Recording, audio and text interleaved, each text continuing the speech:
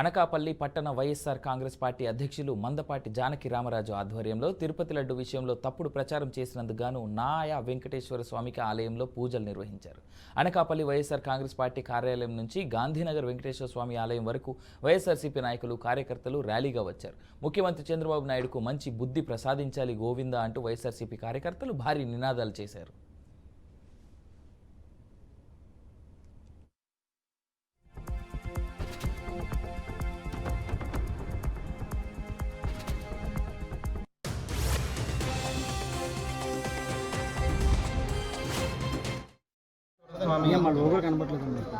ఆలయాల్లో పూజలు నిర్వహించాలని వైఎస్ఆర్ కాంగ్రెస్ పార్టీ అధ్యక్షులు మాజీ ముఖ్యమంత్రి వర్యులైనటువంటి జగన్మోహన్ రెడ్డి గారి పిలుపు మేరకు,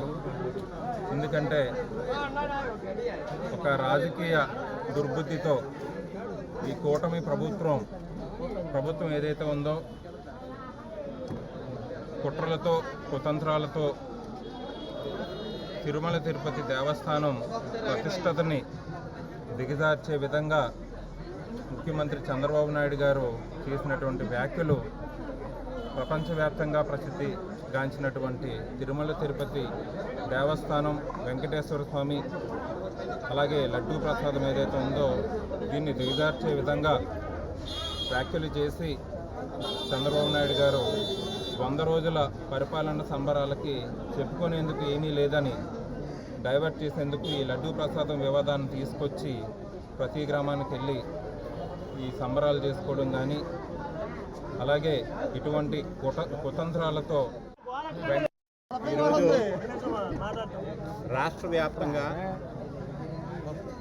గౌరవ మాజీ ముఖ్యమంత్రి వర్యులు వైఎస్ఆర్ కాంగ్రెస్ పార్టీ రాష్ట్ర అధ్యక్షులు శ్రీ వైఎస్ జగన్మోహన్ రెడ్డి గారి పిలుపు మేరకు రాష్ట్రంలో ఉన్నటువంటి అన్ని నియోజకవర్గాల్లో దేవాలయాల్లో మరి దేవుణ్ణి దర్శించుకొని ఈ లడ్డూ వివాదంతో రాజకీయం చేస్తున్నటువంటి చంద్రబాబు నాయుడు చేస్తున్నటువంటి పాపానికి ఏదన్నా శిక్ష ఉంటే ఆ శిక్ష ఈ రాష్ట్ర ప్రజల మీద కాకుండా కేవలం ఈ చంద్రబాబు నాయుడు మీదే ఆ శిక్ష సరైనటువంటి శిక్ష విధించేటువంటి విధంగా ఈ వెంకటేశ్వర స్వామిని ప్రార్థించడం జరిగింది. ఎందుకంటే జరగనటువంటి దాన్ని జరిగినట్టుగా తెలుగుదేశం పార్టీ ఈ కూటమి వైఎస్ఆర్ కాంగ్రెస్ పార్టీ సమన్వయకర్త మా ప్రీతమ నాయకులు శ్రీ మలసాల భరత కుమార్ గారి పిలుపు మేరకు ఈ రోజున గాంధీనగరంలో వేయించేసి ఉన్న శ్రీ వెంకటేశ్వర కలిగి ప్రత్యక్షులు శ్రీ వెంకటేశ్వర స్వామి వారికి ప్రత్యేక పూజలు స్థానిక ప్రజలు వైఎస్ఆర్ కాంగ్రెస్ పార్టీ నాయకులందరూ కూడా చేయడం జరిగింది. ఇవాళ మత సామరస్యానికి పెద్దపీట వేసిన ప్రభుత్వం వైఎస్ఆర్ కాంగ్రెస్ పార్టీ ప్రభుత్వం. ఈ రోజున జనరల్గా ఎక్కడైనా రాజకీయ చరిత్రలో అధికార పార్టీ ఎక్కడా కూడా ఉద్యమాలు కూసుకెళ్ళే పరిస్థితి ఎక్కడ ఉండదు. జనరల్గా ప్రతిపక్షాలు ఉద్యమాల గురించి చూస్తుంటాయి, అధికార పక్షం శాంతి భద్రతలు పరిరక్షిస్తూ మత సామరస్యాన్ని నిలబెట్టుకుంటూ ప్రజలకి ఏదైతే వాగ్దానాలు చేశారో అది నిలబెట్టుకో